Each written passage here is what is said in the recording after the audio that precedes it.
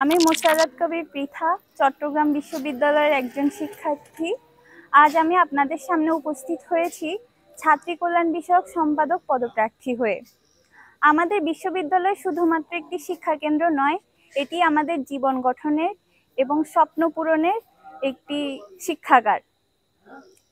আমি এই পদে শুধু জেতার জন্য নয়, বরং ছাত্রীরা যাতে সঠিক সুযোগ এবং সমান অধিকার সহ তাদের নিজেদের অধিকার নিয়ে চলাফেরা করতে পারে সেটি নিশ্চিত করা। আপনারা যদি আমাকে নির্বাচিত করেন, তবে আমি যেসব বিষয়গুলোর উপর কাজ করতে চাই তা হলো শিক্ষার্থীদের প্রথমে আবাসনের সমস্যা আমি দূর করতে চাই। শিক্ষার্থীদের হলের খাবার সহ পরিষ্কার পরিচ্ছন্নতা সকল দিকে আমি নজরদারি করতে চাই। এছাড়াও শিক্ষার্থীদের জন্য পর্যাপ্ত পরিমাণে অ্যাম্বুলেন্স ব্যবস্থা এবং ডাক্তারের ব্যবস্থা করে দিতে চাই। সন্ধ্যা বা রাতে যাতায়াতকারী সকল শিক্ষার্থীদের জন্য বিশেষ যানবাহনের ব্যবস্থা করে দিতে চাই।